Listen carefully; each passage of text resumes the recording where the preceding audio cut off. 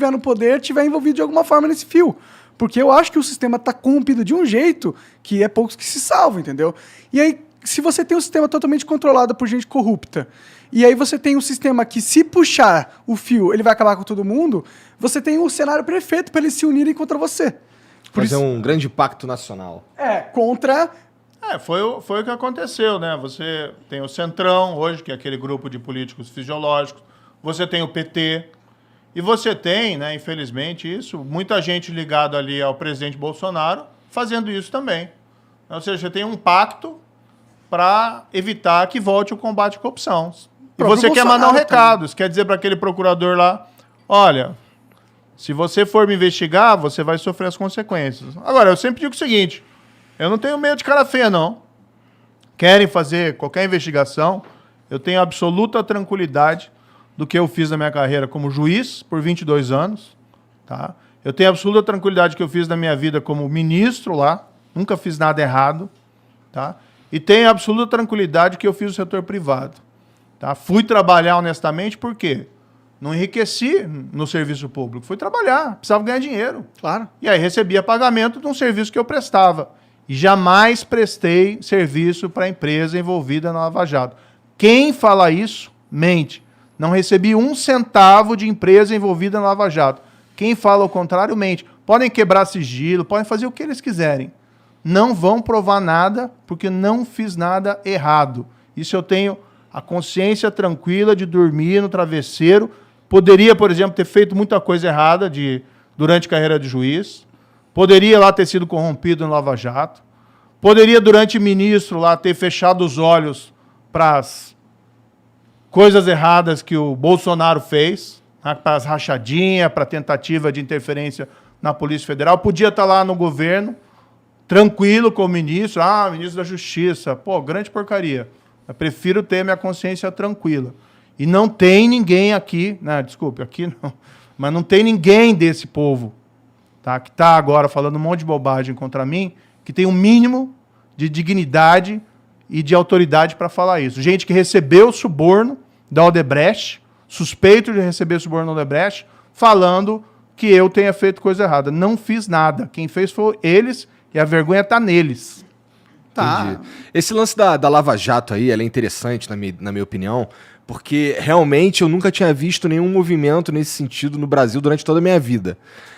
Mas me chama a atenção de um jeito bom, porque assim, na verdade eu gostaria que isso fosse padrão, mas não que a Lava Jato, ela, pelo menos pra mim, depois que ela explodiu e tudo mais, ela pareceu andar com uma celeridade incomum. Cara, o que te deu tanto tesão assim pra fazer isso andar do jeito que andou?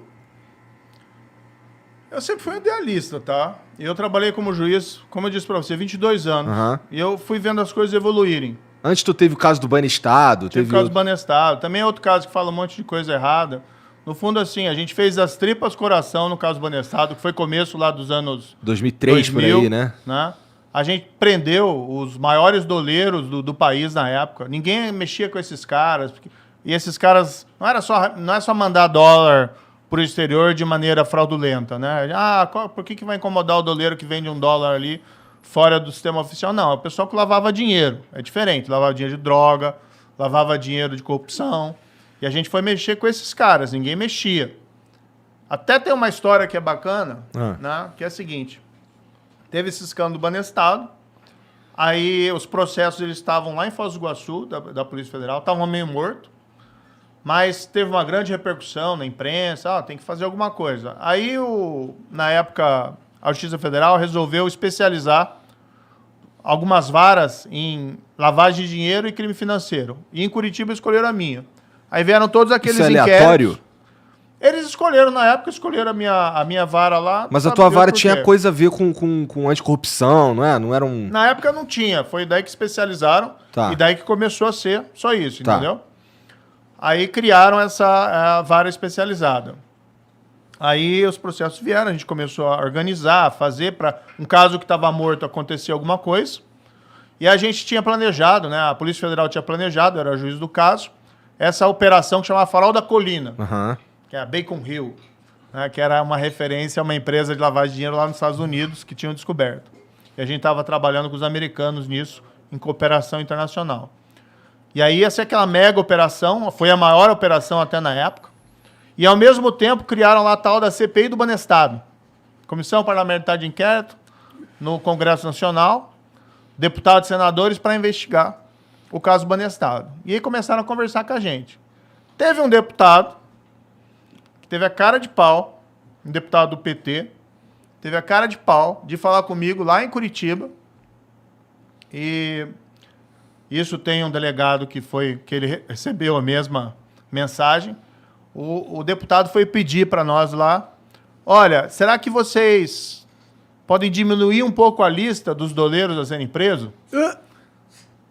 A história que o cara me contou, que eles estavam com medo que a operação afetasse o câmbio, aumentasse o dólar. Essa foi a história que o cara me falou, entendeu? Tava eu e o delegado, a gente assim, cara, olhou pro outro, né? Vamos avaliar. Mas fizemos do mesmo jeito, não poupamos ninguém, né?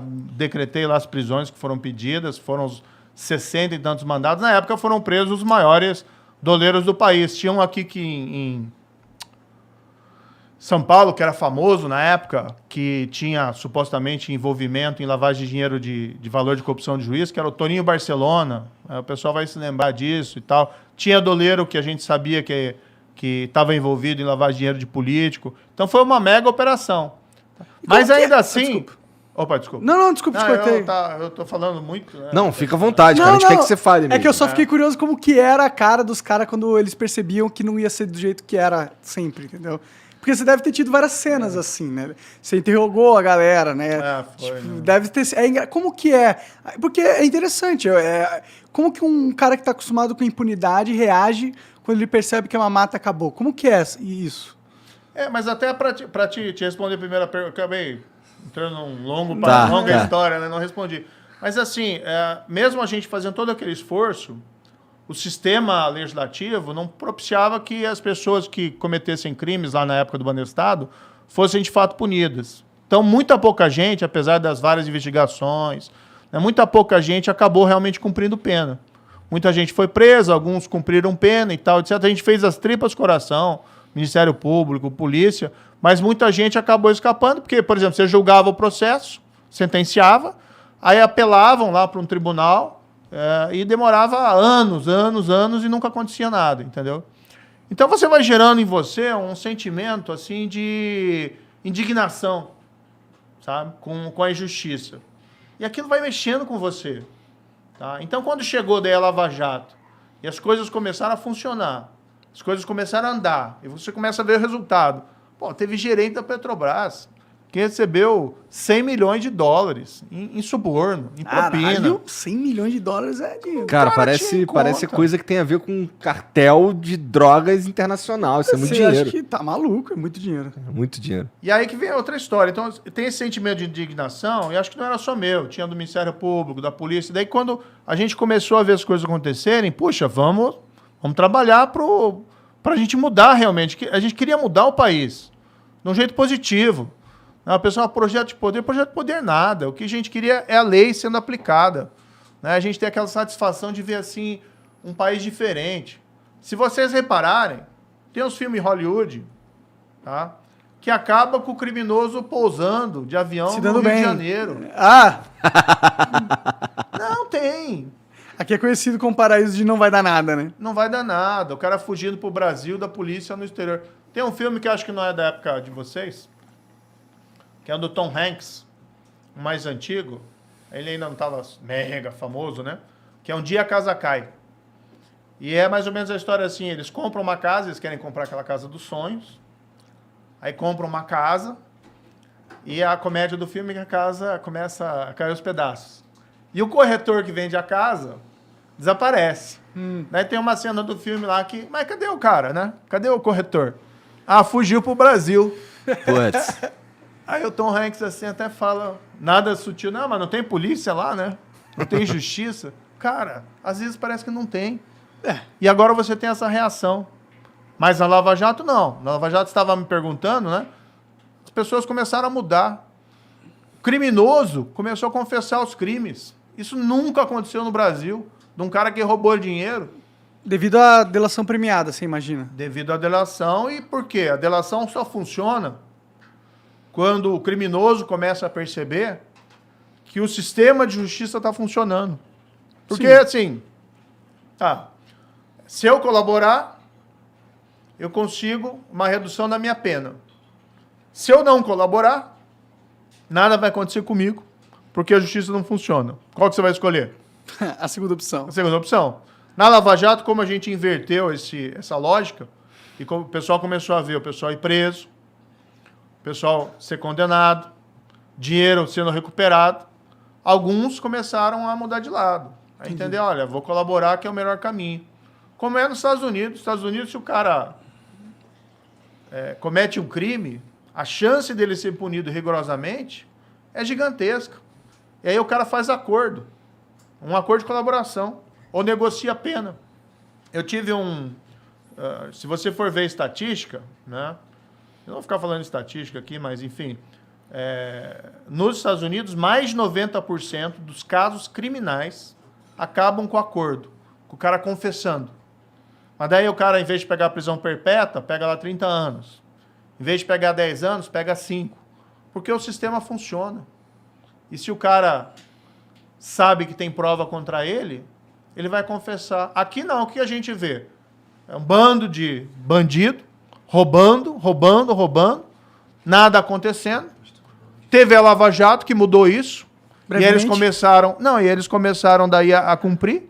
E agora você tem gente que quer, não, eu não quero isso.